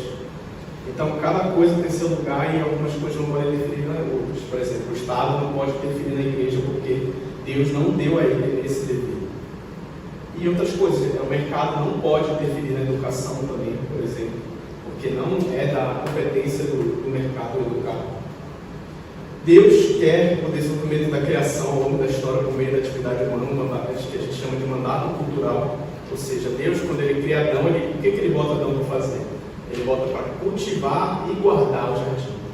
É importante a gente se atentar para essas duas palavras, cultivar, ou seja, produzir ciência. Se o ser humano tivesse ficado no Éden, o Éden não ia ser um jardim para sempre. A gente fica imaginando como que o ser humano fosse ficar no jardim para sempre, tal, com selvagem, não sei o quê. Mas a ideia é que ele fosse transformando aquilo numa cidade. A gente percebe, por exemplo, que os céus, no novo céu e na nova terra, não é uma selva, é uma cidade. Deus ele quer que as coisas se desenvolvam. Ele não quer que fiquem do jeito que estão. Por isso que é tão importante a gente fazer ciência. E a humanidade está dividida. A humanidade está dividida entre aqueles que receberam a redenção de Cristo. Está dividida, entre aqueles que receberam a redenção de Cristo e aqueles que não. Os primeiros devem entender e desenvolver as implicações da redenção da história, enquanto os segundos desenvolverão as implicações de sua orientação apóstola. Então, todo descrente ele vai produzir uma vida orientada a si mesmo. O crente ele tem que produzir uma vida voltada para o reino de Deus. Mesmo aquele nosso melhor amigo descrente, que a gente fala, nossa, esse cara é bacana, você pode ser crente e tal, faz tudo certinho. Aquele cara, infelizmente, a Bíblia diz, em Romanos, a mente dele é inimizade contra Deus. Ele não faz as coisas porque ele é uma pessoa boa, ele faz as coisas porque é para se gratificar. Ele faz as coisas porque ele ama essas coisas, mas ele não faz para a glória de Deus. Ele vai dizer que sem fé é impossível agradar a Deus. Então a gente tem essa tensão entre crentes e descrentes. E a primeira coisa que a gente vai falar é essa questão da tensão entre crentes e descrentes, que Caio vai chamar de antítese. Isso aqui é a primeira coisa que ele vai trabalhar na vida política dele, essa questão da antítese. Porque quando ele entra na política, ele já vê imediatamente o modernismo diz, a gente tem que fazer oposição a isso aqui, a gente tem que fazer em tudo quanto é área da nossa vida. Isso aqui é um contraste com a doutrina da graça comum. Então Kuyper ele já chega criando um partido cristão, chega fazendo universidade cristã, isso aqui a gente tem que se separar dessa galera. Mais tarde ele vai perceber que não é bem assim, isso na verdade é um erro que ele percebe, é um erro que começou com os anabatistas, que os anabatistas tinham a ideia de que o mundo jaz no maligno, então a gente precisa se retirar do mundo, ficar como se fosse um bando de monges e não ter contato com as coisas, a gente não tem que ver uma aplicação mais hoje em dia, a gente não tem que ver filme secular, não tem que ver música secular, seculares, não tem que se envolver com ciência nem nada, porque o mundo já não é isso. Tem que viver na igreja 24 horas por dia. E Caio vai ver que não é bem assim. Como eu disse, Deus ele quer que nós desenvolvamos a sociedade, que nós nos envolvamos e que nós, através do Espírito Santo em nós, que nós obedeçamos a Ele e botamos a sociedade a servir a Deus. Então a gente percebe que nossos amigos, os crentes, eles não são do reino da luz. E tem até aquela fala clássica que Jesus fala: quem comigo não ajunta, que faz espalha. Quem não é comigo é contra mim. É como o pastor Raik sempre fala, né? Não fique em cima do muro, o muro é do diabo. Então ou você está com Cristo ou você está no reino das trevas. Infelizmente é uma realidade dura, mas isso tem que encorajar a gente, inclusive, a ser pessoas mais intencionais nos nossos relacionamentos. A gente falar mais de Cristo para as pessoas, para que eles saiam desse reino das trevas e comecem a fazer boas obras no reino da luz. As pessoas elas fazem boas ações por princípios errados, seja porque o pecado está no coração delas, ou seja, elas fazem aquilo por pura maldade, o que é que vai dizer, ou porque elas são enganadas mesmo, com princípios de descrente. Uma coisa é você fazer porque você está mal intencionado. Por exemplo, eu roubei, eu peguei uma coisa aqui, eu sabia que, sei lá, era do Jorge, esse microfone eu peguei e levei para mim. Eu fiz isso porque eu estava mal intencionado. Outra coisa é achar, me disserem para mim: olha, esse microfone está de graça, pode pegar e ficar. Isso aí é um engano. Mas, da mesma forma, isso gera danos na nossa sociedade. Mesmo você sendo enganado ou fazendo de má índole. E eu botei esse texto aqui que ele cita diz, não está aqui, mas o texto de Atos 17, 30 e 31 fala assim: Deus não levou em conta os tempos de ignorância, mas Ele ordena que todas as pessoas em todos os lugares que se arrependem, porque Deus estabeleceu um dia em que julgará o mundo com justiça por meio de um homem escolhido. E deu certeza disso a todos, ressuscitando Cristo entre os mortos. Esse aqui é um discurso muito legal do apóstolo Paulo, porque ele mostra ao mesmo tempo uma antítese e mostra a graça comum. O apóstolo Paulo ele pega os poetas gregos e mostra que os próprios poetas gregos sabem que Deus existe, que a gente vai ver. Opa. A gente vai. Eu ouvi isso, pega o dedo lá.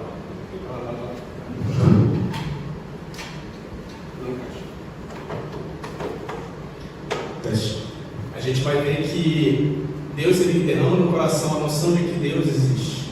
É o senso do divino. Ele bota um sentido em nós para sentirmos que Deus existe. E os gregos produzem isso e mostram. Ou seja, Deus mostra que Ele mostra o seu amor também para os descrentes. Não um amor salvífico, muitas vezes, mas com certeza um amor pelas coisas que Ele criou.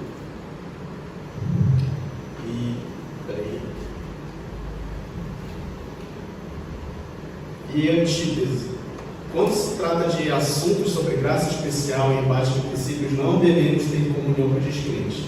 Então, quando a gente vai falar de princípios, sexo depois do casamento, um exemplo, a gente não tem que concordar de maneira nenhuma aqui com os descrentes. Agora, por exemplo, caridade. Quando se trata de caridade, a gente precisa fazer uma ação num bairro bem ali, porque lá está precisando. A gente pode se unir com os descrentes nisso. Mas a gente não deve quando os princípios estão errados. Deus ele mostra o seu amor benevolente a todos. O Sproul fala isso. Mas ele só mostra o amor complacente com os cristãos. O amor salvífico fica para a igreja e o amor de benevolente fica somente, ou fica para o mundo inteiro, inclusive a gente. E algumas aplicações da antítese. Kuyper vai trabalhar na educação, na ciência e na política. Ele vai gerar escolas cristãs baseadas nisso. Isso aqui é muito importante porque várias igrejas ou várias escolas públicas pregavam para os alunos, o que elas achavam que era melhor. Isso era extremamente problemático, porque a gente sabia que na Holanda o problema era a teologia liberal. Então, imagina, você envia seu filho para a igreja, chega para a escola e chega lá e discuta sobre teologia liberal. A gente tem exemplo de educação sexual. A gente manda para uma escola e ele escuta aquelas coisas horrendas. A gente acha isso um absurdo. Por isso que ele luta para ter escolas confessionais. Na ciência também vão ter associações de cristãos na ciência, na política vão ter o próprio partido anti-Bolsonaro, que formou. E nós devemos tomar cuidado, como eu disse, para não separar do mundo, que nem os anabaptistas.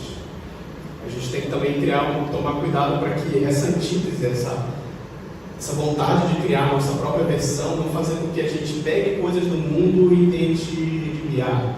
Bora fazer uma balada gospel, por exemplo. Gente, isso não tem cabimento.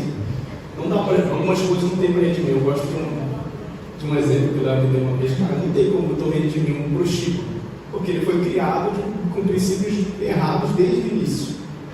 Então tem coisas que simplesmente não dá para a gente fazer a nossa versão gospel, entre aspas. E Caio também vai ser contra essa ideia de cristianizar as coisas, no sentido de que vou fazer meu rock gospel, não sei o que. Não. Ele acredita que a gente tem que pegar os princípios da Bíblia e criar nossas coisas. A gente não precisa também necessariamente fazer um jornal, como ele publica, né? Um jornal que só fale de Cristo, mas ele pode fazer um jornal com princípios cristãos. E algumas coisas que a gente precisa estar atento também, que a gente não tem que levar só a nossa ética cristã para os lugares. Um exemplo que eu gosto muito é o cara dizendo, agora que eu sou convertido, eu vou fazer reunião de oração todo dia no meu trabalho e tal. Deus ele não quer só isso de você. Deus ele quer, por exemplo, que você lucre para a glória de Deus, lucre no sentido de que não cobre preços abusivos. Ele quer que você faça uma gestão de RH para a glória dele, ele quer que você guarde o estoque para a glória dele. Tudo isso você precisa trabalhar na sua vida. E essa ideia da antítese, ela contrasta com outra coisa, outro princípio que é importante, que é o princípio da graça comum. Esse texto aqui é um clássico para falar de graça comum. Eu, porém, lhes digo, ame os seus inimigos e ore pelo que perseguem vocês, para que demonstrem que são filhos do Pai de vocês, que está nos céus. Porque ele faz o sol nascer sobre maus e bons, e de chuva sobre justos e injustos. É o amor que eu já disse que Deus ele manifesta sobre toda a criação.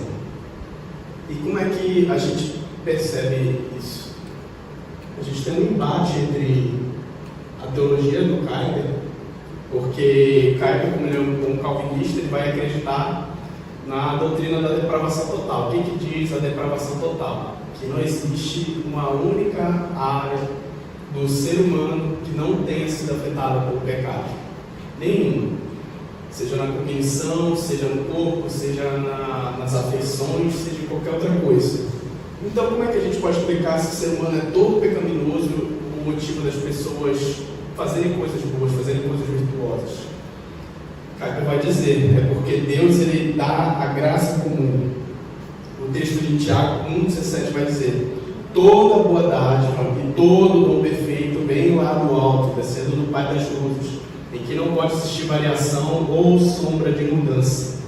Então, gente, tudo que há de bom nessa terra é porque Deus deu. Se há alguma bondade em você, é porque Deus colocou no seu coração. Não é porque você é uma boa pessoa, mas é porque Deus colocou alguma graça dentro de você para fazer você agir dessa forma, você agir de forma virtuosa. E isso vai fazer, por exemplo, o Kuyper dizer sem muito medo que Aristóteles foi um filósofo muito melhor que alguns pais da igreja, sem problemas. Ele diz isso choca muita gente, porque Deus, no quesito de filosofia, deu a graça comum para o Aristóteles para ele pensar, e ele produziu uma boa, não necessariamente boa, né? Vão ter alguns debates sobre isso, se a filosofia aristotélica é bíblica ou não, mas Deus deu aquela graça para Aristóteles ele produzir aquilo. Ele deu a graça, por exemplo, para os gregos, na época de Aristóteles, a Grécia era cheia de depravação moral. E chega Sócrates e outras pessoas vai dizer, a gente precisa reformar a sociedade grega, uma sociedade completamente pagã. E eles começam a trabalhar nisso, começam a trabalhar sobre as virtudes. É porque eles são cristãos? Não, porque Deus ele botou no coração das pessoas. E por que tem esse nome, graça comum? É porque é uma graça barata? Não, comum é no sentido de ser comum a toda a humanidade. E ela é diferente da graça que a gente chama doutrinariamente de graça especial, que é uma graça que faz com que nós nos arrependamos e creiamos no Evangelho, a graça do Espírito Santo. Por isso tem esse nome, graça comum, é comum a todos. Outro texto também, Atos 17, 26 e 28. De um só homem fez todas as nações para habitarem sobre a face da terra, havendo fixado os tempos previamente estabelecidos os limites da sua habitação. para buscar em Deus, se porventura tateando o possam achar, ainda que não esteja longe de cada um de nós, pois nele vivemos, nos movemos, existimos. Então a gente vê Deus cuidando da criação. Como alguns de seus poetas disseram, porque dele também somos geração. Deus iluminou os poetas gregos para poder mostrar que eles sabem que Deus existe. Deus ele mostra a sua graça para as pessoas, sem a gente perceber. E a gente pode resumir a doutrina da graça comum assim: a lei de Deus está escrita no coração de todos os homens. É um ponto muito importante. Deus ele bota a sua lei, a gente vê lá em Romanos, bota a lei dentro do coração de cada um. Todo ser humano sabe que estuprar é errado, todo ser humano sabe que matar é errado. Isso porque, por conta da graça comum dele, ele bota essa graça comum para preservar a humanidade, para preservar a criação que ele tanto ama, preservar os crentes também. Ele consegue para preservar, como eu disse, são dois. E nós cristãos somos, ironicamente, uma bênção para esse mundo, porque nós somos fontes da graça especial de Deus. E como Deus ele mostra a sua graça comum, é um motivo para nós também mostrarmos uma graça comum para os descrentes. Jesus Cristo diz que ele é a exata expressão do Pai. Nós somos chamados para ser imitadores de Cristo. Então é como se nosso comportamento aponta para Cristo e o comportamento de Cristo aponta para o comportamento de Deus. Então, como Deus e Cristo são pessoas graciosas com os descrentes, nós devemos também ser descrentes. Ou descrentes não. Nós devemos ser bons para os descrentes, nós devemos nos unir para poder trabalhar, para cuidar dos descrentes. Gente, isso aqui mudou completamente a minha percepção trabalhando no Pão da Vida, porque para mim, antigamente, o Pão da Vida o mais importante é o evangelismo. Até hoje eu tenho certeza que o evangelismo é o mais importante, mas eu fiquei com muito mais vontade de ir agora, sabendo que quando eu vou lá e eu ofereço ajuda, conversando com aquela pessoa, quando eu ofereço a comida, eu estou honrando a Deus também, porque Deus ele quer também que eu mostre o amor gracioso dele para os descrentes também. Ele quer que eu trate meu inimigo bem, ele quer que eu trate as pessoas que eu não conheço bem. Isso honra a Deus também. Não é só quando eu prego o evangelho que honra a Deus, mas também quando eu sou um exemplo de pessoa. Isso aqui impulsiona missões, impulsiona tudo quanto é coisa. Mas é claro, a gente precisa fazer um equilíbrio entre as duas coisas. A gente não pode só dar o alimento físico, e também não dá só o alimento espiritual. Deus ele criou o ser humano de maneira holística, corpo e alma, sendo que quando algumas coisas acontecem no nosso corpo, reflete na nossa alma também.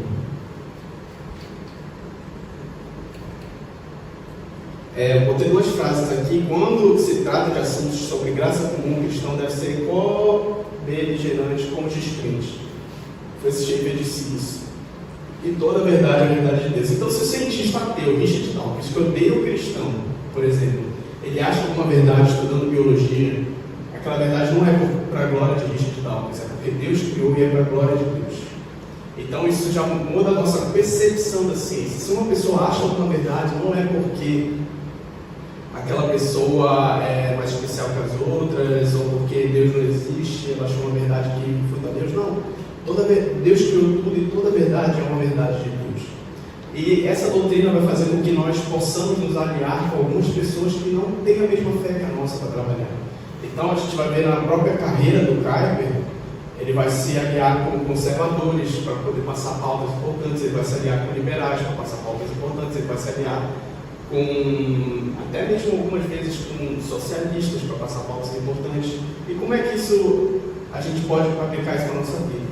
Então, um exemplo que alguns meses atrás, ano passado, que era sobre a questão da objetificação da mulher. Existem algumas feministas que lutam contra a objetificação da mulher. Gente, nós cristãos temos que lutar contra a objetificação da mulher? Com certeza. Isso é uma pauta que nós podemos encontrar que ela é bíblica, que nós temos que lutar só nesse momento, juntos não no sentido de estar comungando, né? Ter comunhão com essas pessoas, mas nós também devemos lutar por essa pauta. Eu não vou lutar por essa pauta porque as feministas tratam disso. Não, você tem que lutar por essa pauta porque essa pauta é bíblica. E é isso que impulsiona a Kuyper a fazer alianças estratégicas. Não fazer alianças duradouras, mas estratégicas para passar algum projeto de lei, por exemplo.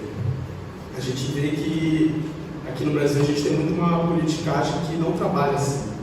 As pessoas fazem um projeto de lei bom, mas as pessoas votam não porque o projeto de lei é ruim, mas porque fulano de tal fez o projeto. Isso é extremamente problemático para a nossa democracia. E a gente precisa saber que pessoas ruins produzem coisas boas também. O diabo, gente, ele pode falar a verdade também. Ele costuma distorcer, mas ele pode falar alguma verdade dependendo do contexto. Os mandatos divinos. O ser humano foi criado à imagem e semelhança de Deus. Ele é criativo, dotado de faculdades racionais e atributos purificados de Deus. Deus ordenou que ele dominasse a terra. Então, isso aqui vai fazer com que nós trabalhemos por uma sociedade mais justa, por uma sociedade que trabalhe na ciência. E ele ordenou também que nós protegêssemos a terra, cultivar e guardar. Então, gente, coisa de pautas de... como é que é o nome?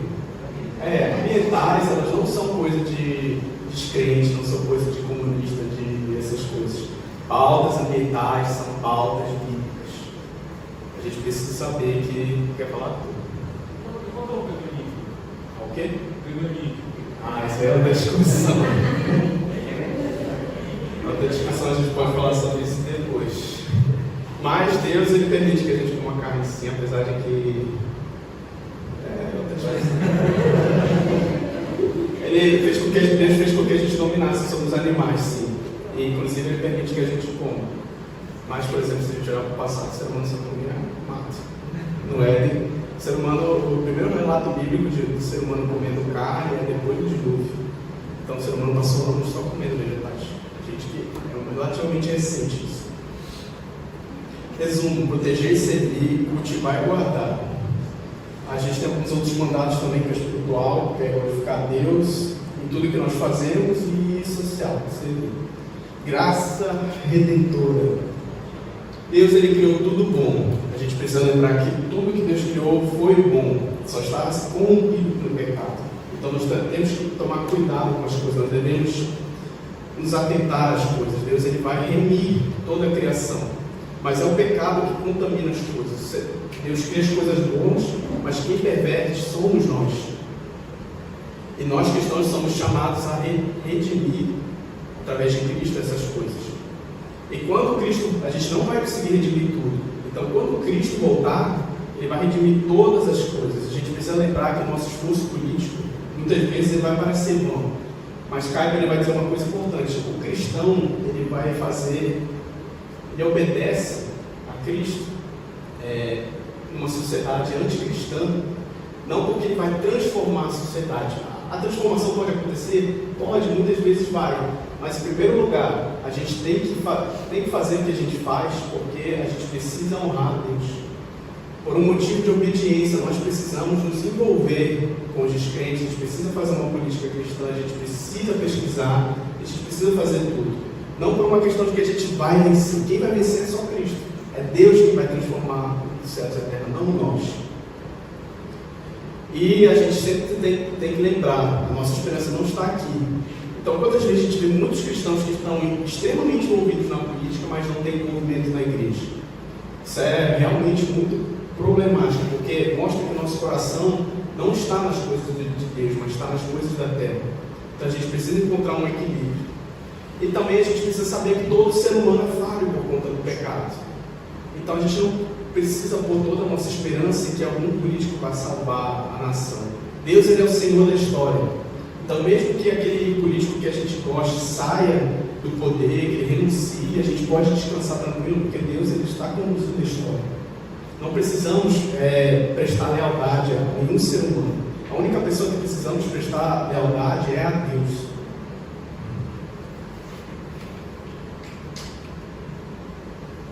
Soberania das esferas. Isso aqui é importante para a gente entender como é que o Estado se relaciona com a gente. Em primeiro lugar, a soberania derradeira pertence somente a Deus. O que isso significa? Aliás, o que é a soberania das esferas? É um sistema, uma doutrina que Kuyper, ele na verdade não criou, mas ele pegou do John Cristo, ele desenvolveu e mais tarde Douglas vai terminar, vai adornar e vai dar fundamentos filosóficos, que é uma doutrina que diz que Deus, ele criou cada coisa com suas limitações, com suas próprias regras. Então, vou dar um exemplo. Você não pode aplicar uma regra de mercado dentro da educação, porque a educação tem as suas próprias regras. Deus criou cada área da vida com suas regras. Você também não pode pegar uma regra da família e necessariamente aplicar no Estado, porque, de novo, são esferas diferentes da soberania. Os princípios podem ser os mesmos, mas as regras funcionam de maneira diferente. A soberania, e quem dá soberania para essas esferas é Deus. É Deus quem cria essas coisas assim. Isso esclarece a nossa responsabilidade em servir ao último Rei, Jesus, ou seja, como é Deus quem dá a soberania a essas esferas, é a Ele que nós devemos responder. Prestaremos contas com a nossa obediência ou desobediência. Eu vou passar aqui para explicar um pouco melhor, como é mais explicação melhor. Tá. Cristo, aquela frase, não há uma única colegada no todo o domínio da existência humana em que Cristo, que é soberano sobre todas elas, não grite. Cristo, ele é soberano sobre todas as esferas da sociedade. Aqui a gente tem o Estado, que tem a igreja, que tem a família, a caridade, academia que é ciências, né? O mercado, a sociedade. Cristo, ele requer que a gente bote os princípios bíblicos em todos eles. E que nenhuma esfera dessa viole as regras de uma outra. Deus ele vai instituir o Estado para poder regular essas esferas. Então a gente vê aqui nas imagens que o Estado toca todas as esferas aqui. Mas o Estado ele só vai interferir em coisas que estejam acontecendo alguma injustiça. A gente vai ter um problema, por exemplo, aqui no Brasil. O Caio ele acharia asqueroso ter um Ministério da Educação aqui no Brasil. Por quê? Porque o MEC ele impõe toda a agenda que ele quiser para as escolas e diz: eu quero que vocês façam isso.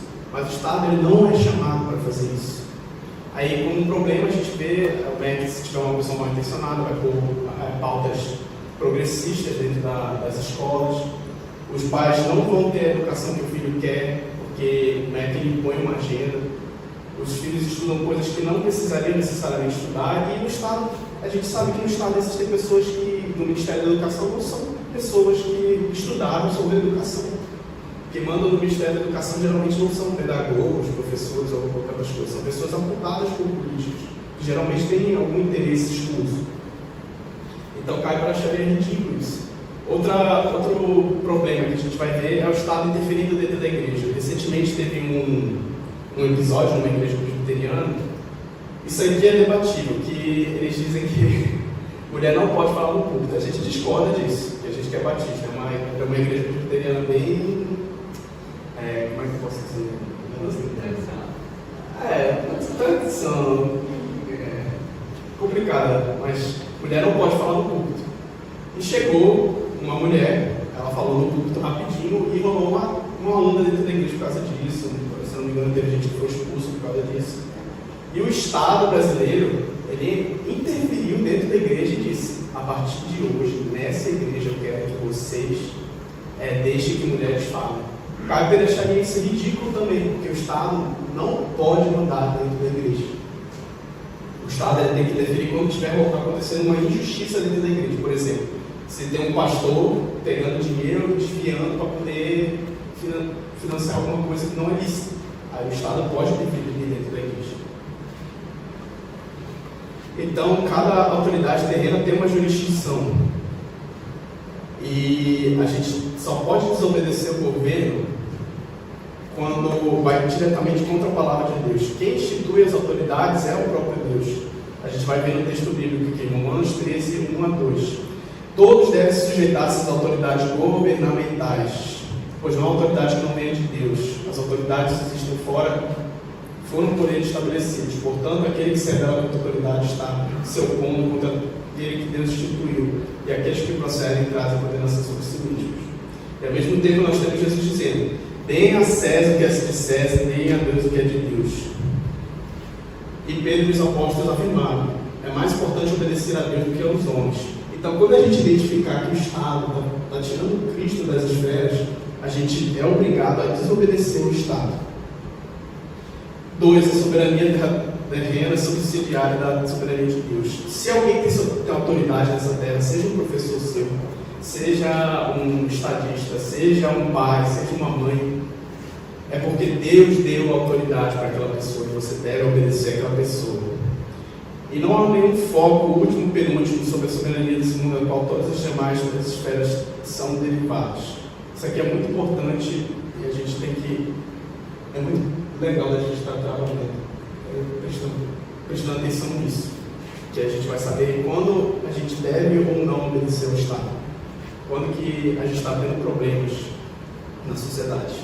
E falando do Estado em si, os magistrados são estabelecidos por Deus, como a gente viu. E qual é a consequência disso? Gente, o anarquismo não é bíblico. Qualquer espécie de anarquismo não é uma opção para o cristão, seja anarcocapitalismo, seja comunismo, que é uma espécie de anarquismo também. Porque Deus institui as autoridades, Ele quer que elas sejam obedecidas. E o poder também não vem do povo. Apesar da gente viver numa democracia, não é o povo que manda. Sim, se o povo, e sim Deus. O povo muitas vezes vai se rebelar contra Deus. A gente vê isso direto no Antigo Testamento. O povo se rebelando contra Deus. E qual é a consequência disso? A gente encontra diversos problemas. Ou seja, mesmo que o povo todo queira ir contra a lei de Deus, a gente não deve. A lei era o verdadeiro rei sobre as nações. E a gente também percebe que o Caio vai dizer: um contrato social não pode vincular a obediência, pois a autoridade sobre os homens não pode originar-se de homens, ou seja, um homem não pode se impor ao outro. Só Deus que dá autoridade a outros homens. Nem mesmo de uma maioria, oposição à minoria. Então, se alguém tem autoridade sobre você, foi porque Deus deu, não porque aquela pessoa se opôs, se impôs sobre você. E o mais importante, o homem não existe por causa do Estado. Isso aqui vai ser muito importante para a gente ir contra ideologias socialistas. O socialismo vai querer transformar toda a sociedade em uma grande maçaroca de pessoas iguais e fazer com que o povo siga o Estado. Mas, na verdade, a existência do Estado é uma consequência da queda. Antes da queda não existia Estado, mas existia arte, existia família, existia ciência, existia todo tipo de coisa. O Estado ele é criado para poder ser uma espécie de muleta para a sociedade. Nós não existimos por causa do Estado, mas o Estado existe por causa de nós. Eu botei essa frase aqui que tem uma música, tirar a frase, mas é complicado, que diz assim: não pergunte o que você pode fazer pelo seu país, no sentido de que o Estado ele vai querer que você faça as coisas para ele, mas pergunte o que o país pode fazer por você. O Estado ele serve para nos servir, não nós para servir ele. E qual é o papel do Estado, gente? Peraí. Acho que acabou a bateria.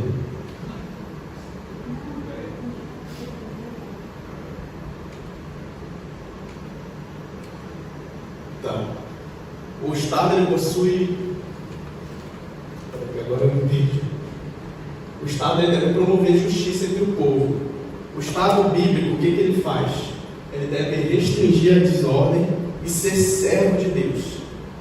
Ele não tem que ser nem liberal a ponto de deixar as pessoas fazendo o que quiserem e nem ser tirânico a ponto de impedir os seres humanos a fazer o que ele quer. Nós temos então uma tensão entre liberdade pessoal e a responsabilidade coletiva. Ao mesmo tempo que nós sabemos que biblicamente nós somos livres, nós também somos chamados a amar o próximo. Então o individualismo não é bíblico. Cada ser humano tem que pensar sobre si. A gente tem que pensar também no coletivo. Deus ele ordena que nós precisamos de um coletivo. E algumas cosmovisões a gente vê no socialismo que encontra uma imposição do Estado, é algo mecânico e tirânico. No liberalismo falta o amor ao próximo, que é bíblico, e leva o ser humano a um estado animalesco, passando por cima do outro para sobreviver e deixando cada um a sua própria sorte, sendo que o Estado é chamado para quebrar essas injustiças e regular as coisas. E no conservadorismo, principalmente da época, a gente encontra uma frieza, que o conservadorismo da época ele se pautava em manter as coisas como estão. Era um conservadorismo no estado mais restrito do termo mesmo. A gente via diversas pessoas simplesmente vendo as pessoas pobres na rua, dizendo, isso faz parte, os pobres a gente sempre vai ter. Pega até o texto bíblico, né, que Jesus diz que os pobres sempre vão estar entre nós. Isso que a gente é chamado para agir, a gente vai ver aí em Tiago. Não deixar os pobres da maneira que eles estão. Vou ler isso aqui rapidinho.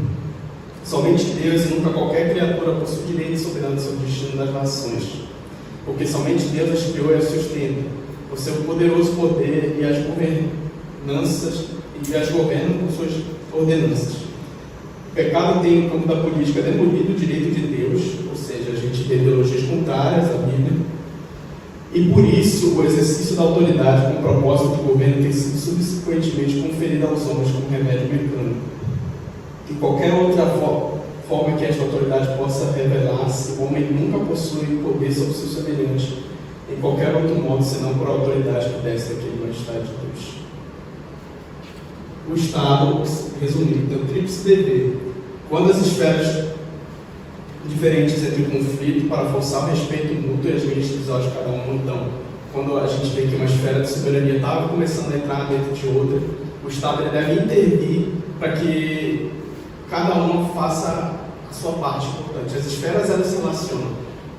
Na época de Caio era muito mais. A gente vê, por exemplo, o comércio, a família se relacionando, porque a maioria dos comércios eram coisas de família.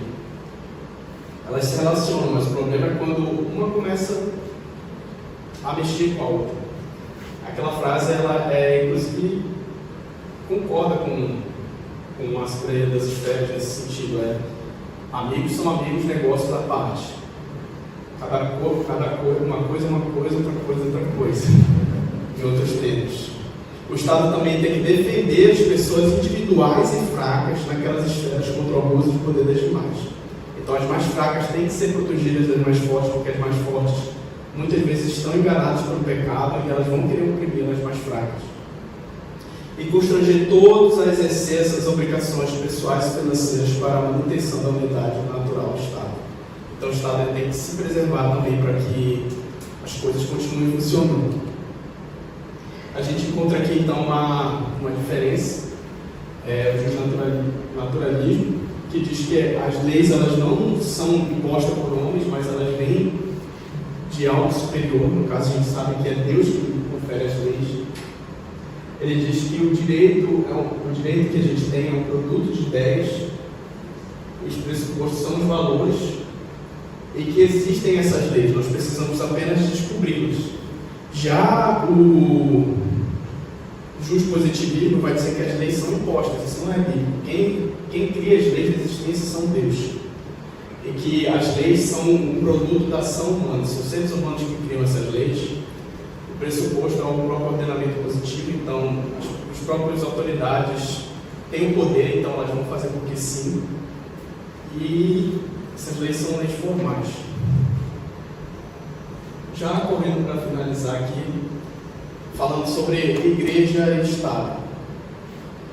Os governantes não devem interferir na igreja, exceto em casos excepcionais, como eu falei. Aquele caso da igreja presbiteriana, apesar da gente não concordar como batistas, a gente não sabe que o Estado não pode interferir como funciona a mecânica de uma igreja, a não ser que aquela mecânica seja uma mecânica ímpia, seja uma igreja, por exemplo, para lavar dinheiro. Então o Estado não deve interferir na igreja. E nem a igreja, como instituição, deve ser uma igreja partidária. Por exemplo, a Bíblia do Pará não pode se filiar a um partido. Os cristãos eles podem, mas a igreja como instituição não deve. A igreja pode ter suas opiniões políticas, mas não deve ser partidária. Não existe posição política 100% cristã. A gente viu isso no início do ano passado. Gente, nem o liberalismo, nem o conservadorismo, nem o socialismo, nenhuma ideologia vai ser 100% cristã. Porque são ideologias criadas por seres humanos, muitas vezes que não são cristãos, que vão ter pressupostos errados e vão gerar consequências erradas. Então nós não devemos bater no peito e dizer, eu sou liberal, eu sou conservador e pronto. nada mais que isso. Não, a nossa obediência está primariamente a Deus. E há uma dimensão política no próprio Evangelho, ou no próprio Evangelho. A soberania de Deus abrange tudo, então Deus ele requer que vivamos da forma que Ele quer.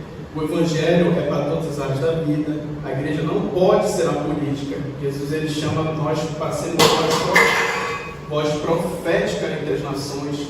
Nós devemos denunciar as injustiças. E Jesus diz que nós somos sal e luz. O que é sal? Sal é o que faz conservar a sociedade, faz conservar uma comida. Nós somos aqueles que estão empurrando para a sociedade não cair precipício abaixo. Deus ele quer que nós tragamos justiça para a glória dele. E somos luz também.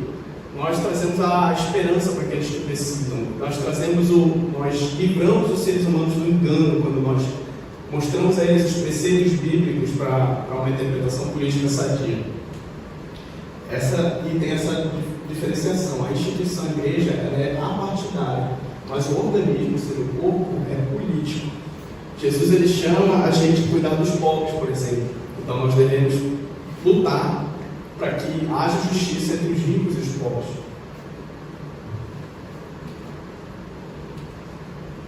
O Estado deve garantir a liberdade de consciência. Gente, o Estado não deve pegar uma religião e dizer todo mundo tem que praticar essa. Por quê? Porque primeiro isso não vai funcionar. As pessoas vão continuar tendo as suas religiões em privado. E segundo, qual foi a que eu disse o papel do Estado? É promover a justiça. Não é cativar, tornar cativo as consciências dos homens. Mas sim, o Estado deve garantir a liberdade da consciência. Ele deve trazer liberdade e justiça para as pessoas. Então, a gente vê que religiões oficiais, elas quebram a organicidade da igreja, os crentes começam a entrar na igreja, começam a falar coisas escusas. E as massas de falsos convertidos e interesseiros entram sempre na igreja por conta disso. A gente vê na própria política de Caipa, na própria carreira política, que por conta do Estado e a igreja estarem unidos, o Estado chegava e botava um monte de ministro liberal dentro das igrejas. Isso era extremamente problemático. E ao mesmo tempo, a gente sabe que a igreja, como instituição, não deve entrar na política, porque ela não foi chamada para isso. Ela foi chamada para ser um lugar dos crentes se reunirem e administrar os sacramentos. Já correndo para a finalização, falar um pouco sobre justiça social também, quem trabalhou. Não vou falar. Mas umas conclusões, gente, para finalizar. Deus é soberano sobre toda a nossa vida. Então, a nossa política tem que ser uma política feita com pautas cristãs. A lei, Deus ele criou leis na Bíblia e a existência funciona nessas leis. Se violarmos essas leis, as coisas vão dar errado. Não tem como a gente conseguir uma existência pacífica, uma boa existência, sem obedecer à lei de Deus. O salmista diz diversas vezes: a lei de Deus é boa, a lei de Deus ela aprazível, ela concede graça às pessoas. Devemos desenvolver pautas não eclesiásticas para honrar a Deus e sermos do mundo. Então nós devemos sim fazer caridade, nós devemos sim lutar por direitos iguais, nós devemos sim nos envolver com pautas que são seculares assim, não estão diretamente ligadas com a igreja, porque nós somos voz profética de Deus. Nós trazemos a justiça de Deus para esse mundo, nós somos chamados para isso. Não existe autoridade que não seja estabelecida por Deus. Então, se existe alguma pessoa, por exemplo, na família, se você tem um pai na sua família, você deve obedecer porque foi Deus quem deu autoridade para aquele pai. Se há um governante, que eu gosto ou não, está no poder, eu devo obedecer àquele governante porque foi Deus que instituiu, seja para abençoar uma nação, seja para punir. Nós devemos orar, inclusive, por todas as autoridades. É interessante porque na Bíblia vai dizer para a gente orar pelas autoridades numa época de perseguição. E os cristãos não gostavam de César, mas eles precisavam orar para César, porque se eles não orarem, as coisas vão piorar mais ainda. Então, sabe aquele ministro da STF que você não gosta? Você tem que orar por ele também. Sabe aquele político que você não gosta? Você tem que orar por ele também. Sabe aquele governador? Ele disse alguma coisa aí? Pois é, deve ter rolado um nome aí. Enfim, aquele professor que você não gosta, você tem que honrar a ele também, porque foi Deus que botou aquela pessoa por algum motivo no seu caminho. Estamos aqui para ser sal e luz, devemos trazer a justiça de Deus e conservar a sociedade. E isso aqui é importante, há coisas que vamos conseguir redimir e outras não. Gente, é muito importante ter isso em mente. A gente faz justiça porque é obediente a Deus, mas não significa que vamos corrigir o mundo. Cristo ele é transformador da cultura, mas não vai terminar de redimir aqui. Não é pela nossa força que as coisas vão mudar, quem restaura é Deus.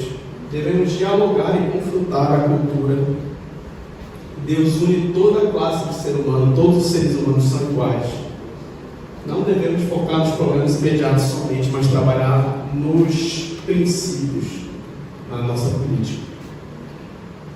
Aqui tem, já encerrando uma bibliografia, vou falar brevemente sobre ela. Aqui é o clássico. Se você quer saber de política cristã, não vá pelo nome. É calvinismo o nome. O pastor Hacker já deixou bem claro porque esse aqui são as palestras que Kuyper deu numa universidade nos Estados Unidos falando sobre arte, política e várias outras coisas. É muito importante que você leia para ter uma boa compreensão cristã sobre o mundo. Esse aqui é um livro muito bom também do Abraham Kuyper, As Bases da Teologia Pública, fala só sobre política nesse livro, os princípios de política. É um livro bem pesado no início, sim, às vezes o autor é meio prolixo, o Thiago Moreira, mas se tem um livro que você quer saber bastante sobre Kuyper, leia ele. Ele vai exaurir várias coisas, todos esses pontos chaves aqui que eu tratei hoje. E esse livro aqui, do Anderson Paz, que é Kuyper para Todos, que é do Instituto Kuyper, é um resumo de toda a política de Kuyper em poucas palavras. Ele me ajudou muito a produzir essa palestra, porque ele separa os tópicos de forma bem mais fácil de compreender. E está congelado aqui.